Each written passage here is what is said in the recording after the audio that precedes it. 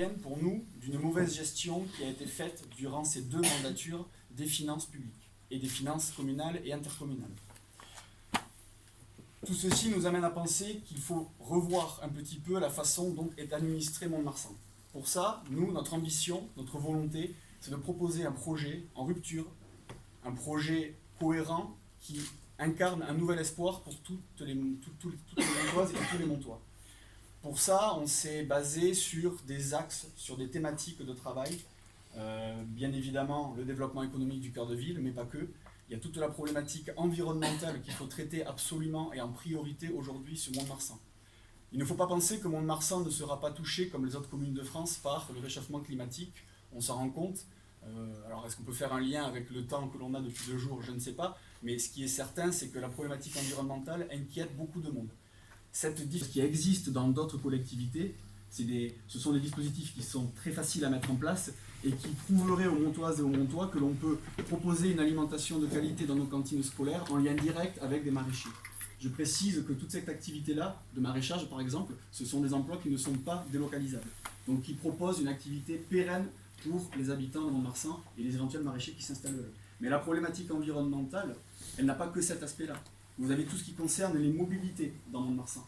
Et la façon aujourd'hui de s'accaparer, de s'approprier la ville d'une façon plus neutre au niveau environnemental. Il y a un travail qui sera lancé sur les mobilités douces.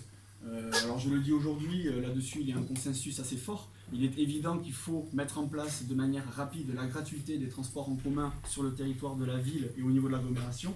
Le conseil municipal, les conseillers municipaux d'opposition au conseil municipal l'ont déjà évoqué et l'ont déjà proposé.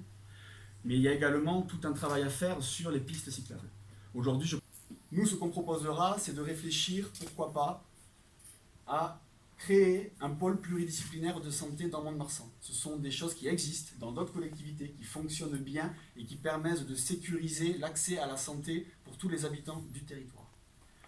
Sur d'autres volets aussi, nous aurons beaucoup d'autres propositions. Ce n'est pas l'objet de la rencontre et de la discussion d'aujourd'hui, donc je vais m'arrêter là sur la partie programmatique. En train de travailler ensemble, je vous l'ai dit effectivement.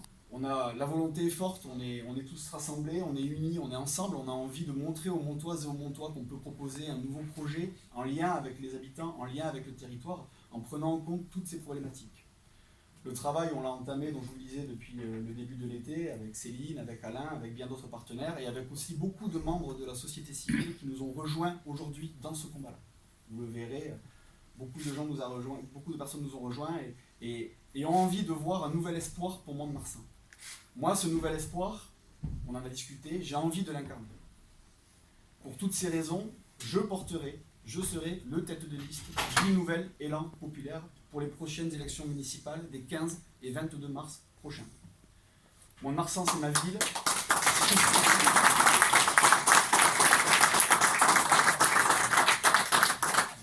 Mont-de-Marsan, c'est ma ville, j'y suis né, j'y vis, j'y tiens énormément. Céline le sait, alors pour l'anecdote et pour faire sourire un peu, Céline est mon ancienne prof d'histoire au lycée d'Espio. Je l'ai bien formée. Et je précise que ma meilleure note au baccalauréat était en histoire-géographie, donc je te remercie Céline, tu as bien travaillé, félicitations. Voilà, Mont-de-Marsan c'est ma ville, j'y suis né, j'y vis, je suis investi depuis de nombreuses années dans le monde associatif. Je précise que le monde associatif, c'est un engagement qui est extrêmement intéressant. C'est un engagement qui se fait au plus près du territoire et qui vous permet de vous rendre compte des difficultés des habitants au quotidien. En plus, beaucoup d'entre nous dans cette salle sont investis dans des associations, on va dire, d'éducation populaire, culturelle, musicale et autres. Et lorsque l'on milite dans le milieu culturel, dans le milieu social, on se rend compte des difficultés qu'ont les gens aujourd'hui.